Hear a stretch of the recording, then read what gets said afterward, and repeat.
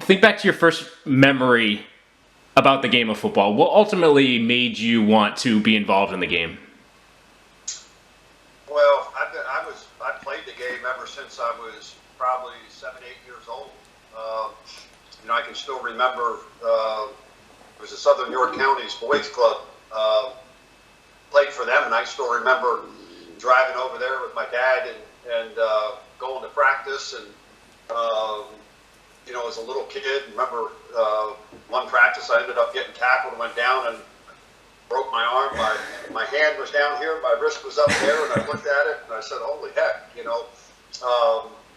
But I don't know. I mean, it was just one of those things that my dad got us all. My brother and I always involved in sports, so we just started playing and then played football and played basketball and played baseball. But so ever since like 7, 8 years old, I've been involved with the game of football, and I liked it enough to stick with it. And then after you continued to play, high school obviously ended up at Syracuse. Played there under a lot of high-profile names, which probably helped you get into the coaching profession, I assume. Just talk about your experience at Syracuse, and then ultimately what made you decide to go into the coaching field. Well, when I went to Syracuse, I had always thought that I was going to end up coaching. I wanted to be a health and physical education teacher, and so that's what I got my degree in. And that's what I was looking to do after I was done playing. And for me, I was fortunate because I was around a lot of really good coaches, and then a head coach who Frank Maloney, who gave me the opportunity first to go to Syracuse, but then also gave me the opportunity to start coaching. But Tom Coughlin was my position coach. Jerry Angelo, who was a general manager in the league for a number of years, was coaching there. Frank had a really good staff that was there. And then, so when I was done, I was thinking that, hey, I was going to go back to Pennsylvania, apply, for a teaching job at a high school and coach. And then Frank Maloney, Coach Maloney said to me, hey, we'd like you to stay on as a graduate assistant. So I said, well, I might as well, because if I can get a master's paid for, I can make more money being a health and physical education teacher coming out with a master's. So, I stayed at Syracuse and was a GA, and then Coach Maloney got let go that next year, and I was fortunate enough that Dick McPherson kept me on. And, again, I was around a lot of really good coaches, and guys that ended up being head coaches, Gary Blackney, George O'Leary, a lot of different guys. So it just one thing led to another, and just did a good job, and was fortunate enough to get the opportunities that I did. And those relationships you built obviously paved the path for your career up to the NFL, obviously to Georgia Tech as well, before ultimately coming here to UConn.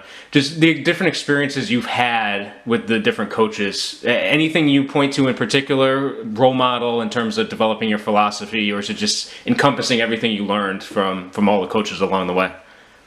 Well, I learned something from each head coach that I'd worked for. There was some of those coaches were stronger in certain areas than others, but I think basically what I did, I was able to take things from each guy that kind of formed my philosophy in terms of what I believed in, and how you go about being a head coach, and how you go about building a successful program. And like I said, I was fortunate enough to be around a lot of good people, and then having the opportunity to go to Detroit for the year before I came back, and working there, under Jim Caldwell.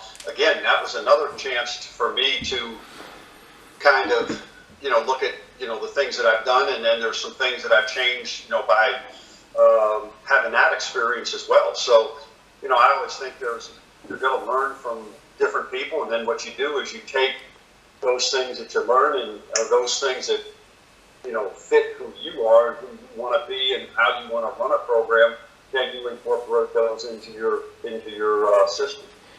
So you're working at Georgia Tech, and Lou Perkins either calls you, comes down to see you. What made you think UConn was the place that you wanted to build a program of your own?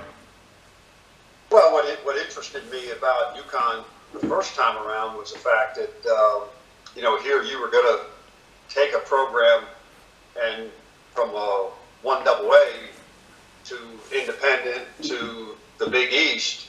And, pretty much my whole life, it's always been, I've never gotten into situations that were basically ready-made, so to speak.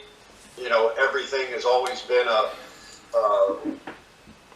building job or a rebuilding job or, being the underdog type guy, even like where I grew up, came from a single night with one town and, nobody ever thought I could get to Syracuse and play and get a scholarship and those things. So, I just said it was just another opportunity for me to do something that I've kind of done all my life, is just to go and try to prove people wrong that you can do something and have the opportunity, and knowing what Lou had to sell, that having the resources to give yourself a chance. So that's kind of what drove me, is the fact that, you were going to be able to go, in and develop your program and then get yourself into a BCS, at that time, a BCS conference. So you did go through that process from taking the program from 1AA when you first took over, through independence, into the Big East, and ultimately your final game here, your first stint against Oklahoma in the Fiesta Bowl. Do you see a lot of parallels in terms of how you built the program then to when you came back here and arrived, in terms of how you needed to set up future success here? Yeah, unfortunately, yes. And I say unfortunately because when I left the first time, I thought the table was set pretty good for UConn to be able to sustain the success that we had. And there was a lot of really good players that were here when I left. And so, but then coming back, it was kind of deja vu all over again, where you knew you were going to have to upgrade the talent level to be able to compete where you were currently as you continue to, move forward. So the thing that was different is, all the facilities were in place the second time around. It's just the fact that talent pool wasn't even close to what it was when I left here in 2010. So your first season was 99, I think. About 2003 was when you had a really solid football team that could really compete on the field. 2004, first bowl game. At this point in time, I think you're 5 now since you came back. Are you ahead of schedule where you think you should be as a program? I know depth. I think you're satisfied with where you are at a depth standpoint now. Just big picture, where are you in terms of where you want to be? Well, I like where we are. I really do. I really like where we're at as we head into this season. I think when you see our guys, tomorrow, and people see our guys, on the 14th at the open practice, you see a whole different team. And now we have the talent to be able to go out and compete and win. And these guys have just done a tremendous job. And along with, Coach King and his staff and all the assistant coaches and the players have worked extremely hard. So, now you feel good about your opportunity to go out and be able to win now as we go into this season. So, yeah, I feel good about that. We're going to have more competition than we've ever had since I've been back this time. And you have the guys that can be able to compete and win. Now as we move forward. Before we dive into this year's team, big picture, college football has seemed to undergo quite a substantial amount of change over the last couple of months. Probably more so than the last decade in total, between transfer portal, NIL coming into play, overtime rule changes that could play a role in some games this year, as well as Texas and Oklahoma now going SEC. Just big picture, current state of college football, where is it in your mind? Do you like the direction it's going? I think it's total chaos. Is where I think it is right now. I mean, everything is all over the place, and I don't think anybody really has a handle on a lot of this stuff. I've been an advocate that I do think the players should be getting something. The name, image, and likeness, that's what we have. So you work with it and you deal with it. I think there might have been a better way to do some of those things, and now, with the, you knew this was going to come at some point in time where you're going to have, bigger conferences. Those conferences are kind of probably break off and do their own thing.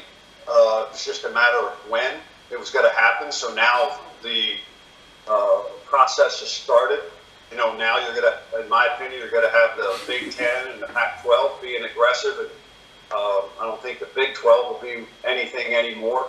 ACC might add a few teams. So, I think college football is in a state of flux right now, and how it all shakes out, when it all shakes out, that'll be determined, as we continue to go. But those are issues that I really don't worry about. I just worry about trying to make our team the best we can and doing the thing that's right for UConn and doing what's right for our kids. Because again, all those I don't, and our program doesn't have any control over. Just worry about the things that you can control, and what we can control is trying to, make this team the best that we can. In your current situation, being an independent seems to have helped substantially, both from a recruiting standpoint as well as scheduling as well. I think getting some high-profile games on the calendar that fans are going to like, as well as recruiting. I know you're not a recruiting rankings fan by any stretch of the imagination, but certainly the teams that you are competing against for players to draw to the program has seen an uptick. Do you see independence as a big role in that?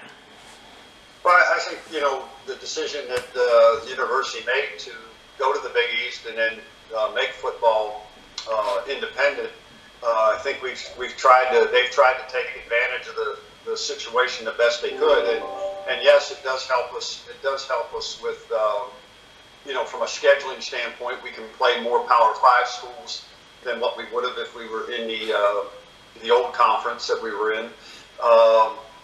And then also, I think the fact that we were able to secure a TV deal with CBS Sports Network, and then also, we know when all of our home games are already, and I think that helps with our fan base. So, all in all, I think it does help us, from a scheduling standpoint, and when we're able to sell those things to the recruits in terms of the schedule, in terms of the TV package, and everything else, that gave us more ammunition to sell than what we previously had when we were in the other conference. Part of the recruiting uptick, obviously your staff is doing a great job as well. Corey seems to be at the forefront in certain instances in terms of being able to draw a lot of these kids to the program and driving interest and getting them on campus. Just speak to his performance since he came to UConn and how he's developed as a coach, as a recruiter, and certainly you're probably proud as a father to have him here as well. Well, again, he's done a really good job on the recruiting trail. He's done a really good job in terms of coaching the guys at his position, and he's smart. He understands the game as well. But again, he's seen recruiting for a long time. He understands it's about relationships, and it's about dealing with people. And so he's been able to, go into Texas and get kids to come from Texas up here to Connecticut because he knows how to build relationships. He knows how to evaluate. He's got a good eye for talent, and going down to Florida and then Eastern PA. So, again, he and the thing with him is, and I see a lot of similarities between him and myself when I first started in the profession as an assistant coach. You're not a whole lot older than a lot of these guys that you're recruiting, and so he can speak the same language. He can relate to them. The families and the moms and the dads, they like him because of how he handles things, and he knows how to touch the right points all the time, and that's why, and he works at it. And he's not married, so he spends a lot of time. He takes a lot of pride, in recruiting and in coaching and developing those relationships, and then always enhancing those relationships, once those kids get here. So, he's had a big impact on us in terms of, recruiting and coaching. And now switching gears to this season, obviously the year off, I think you're very happy. It helped you guys from a physicality standpoint. The kids were able to work with Coach King to really build themselves up and turn themselves from high school players into actual college football players now. What's the biggest benefit you see in terms of having that year off that you're going to see an uptick? In my mind, probably line of scrimmage in terms of being able to compete both offensively and defensively on the lines, just from a physicality standpoint, is probably a large uptick from where you were in 2019. Just speak to the 2 years off or the year off and how that's going to help the program. Well, since I came back, we've had to play a lot of these kids. A lot of these guys played their true freshman year. Weren't ready to play probably, but they were the best guys. And so they never had that chance to really have a year just to develop their bodies to where they need to be and get the kind of strength and size that you need in order to be able to win at this level. So, having that year off made a huge difference in the development physically of our team, but also having the meeting time that we were able to have, and then having the walkthroughs and having the practices that we had in the fall without getting your body really beat up, and just teaching our schemes and and then watching the film and then doing the same thing in the spring. It made us a smarter team as well. So from a mental standpoint, it helped because our kids really understand we didn't have a change in philosophies, offensively or defensively, and special teams. So now the kids have that knowledge, a lot more knowledge, and understand what we're doing. Their football intelligence was better because we were able to spend a little bit more time doing things rather than game planning. And then also they weren't getting their bodies beat up last year, and so they were able to develop and get bigger and stronger. So, for us in our program, what we did and what we accomplished, we're very, very happy with. And now less than 48 hours until the start of camp. Just what's the pulse around the team, around the building? I'm sure there's a lot of excitement to be able to take the field. It's a whole different attitude. Guys are a lot more confident. You can see because they're bigger, they're stronger, they know more. The whole attitude has just been one of they're anxious, they're excited to get back out there and compete, and they understood that we made the decision to do what we did, and they took advantage of that, and now they're ready to go out and be able to practice to get ready to start competing and win games. That's what they really want to do, and that's what they want to accomplish.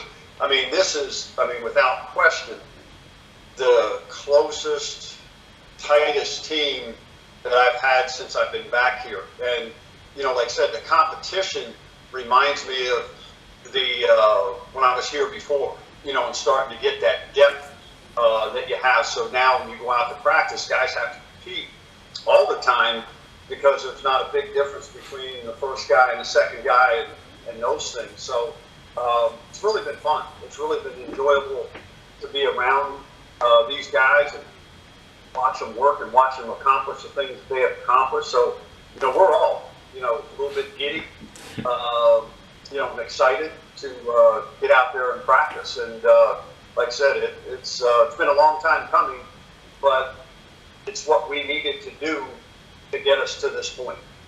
I ask this question at the start of every camp. What are the goals that you have between now and over the next 3 to 4 weeks before you start entering game week in preparation for Fresno? Well, what we've got to do, we got to go out and perfect the the schemes that we're running offensively, defensively, and special teams. We got to develop a 2 deep during that time, and we got to find out who can help us, who can contribute on offense, defense, and special teams, and then be able to put those guys in positions so they can make the most plays that they can and be the most productive as they possibly can. And then in the same breath is making sure that we, prepare them for, Fresno.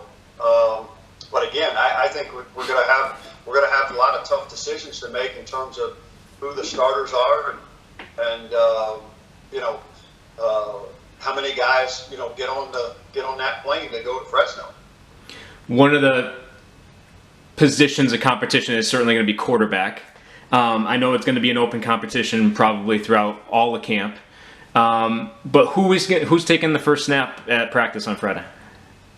Well, I'm not going to share that with you because I haven't shared that with the team yet. So I wouldn't want to do any of put that out there before letting them know that. But, again, we will have really good competition there.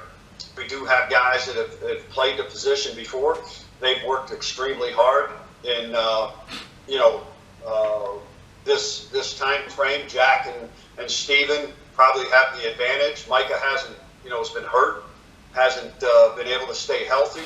So, going into it, those two guys are a little bit, ahead because they've had more time to do things on the practice field. And, Jack reshaped his body. He looks totally different. Steven's stronger. So,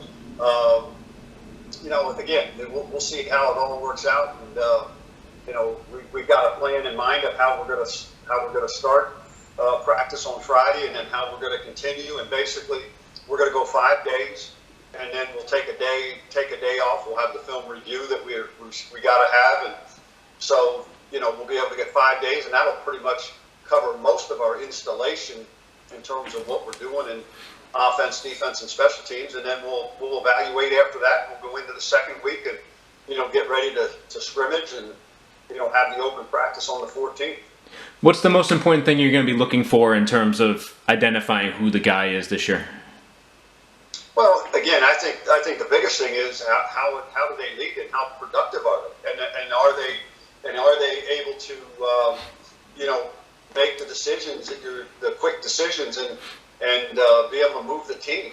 That's the biggest thing, and I think both of those guys have showed some ability when they were playing before, and now with having more experience and having a better knowledge and understanding of what we're doing, you would expect to see them perform at a higher level. You mentioned in the spring, offensively, it's going to be a wide open offense this year, just based on personnel that you have. Is that also attributed to the guys really learning the schemes and the systems that you have, as well as the opponents you'll be playing this year? Well, a lot of, what you do is you have a system, but basically the system is predicated on what your guys can do the best. So we have guys. We're not going to try to spit a. Then defensively, keeping consistency is particularly within the coaching staff, keeping the scheme the same. Third year under Coach Spanos defensively. How is that going to help this unit be able to take steps forward? Well, again, you're in the same system. The terminology hasn't changed. They've been able to watch themselves and study themselves, but also take a look at other the offenses we're going to play and the communication, and they feel more comfortable with it. And here in the summer and everything else, the guys have kind of been doing practices on their own and running things, and they're doing it. So, I just think familiarity, being stronger, mentally understanding things. You can see the guys are a lot more confident than I've seen them in a long time. And I got two more questions for you. Just as camp opens, what are some of the names, or who are some of the names that you're expecting to see step forward from a leadership perspective, a play perspective, that maybe we haven't seen in the past, that have been able to develop? I know Durante Jones has been out there in terms of getting acknowledgement for his work in the weight room and things of that nature. Is there anyone you can share, or do you want to see how camp plays out first? No, there's guys, and the one thing, Matt, that I will say, and I think you've heard me talk about this. We'll end up being a good team when it becomes a player-driven team rather than a coach-driven team, and that's where we are right now. This is a player-driven team. This isn't a Randy Edsall driven team.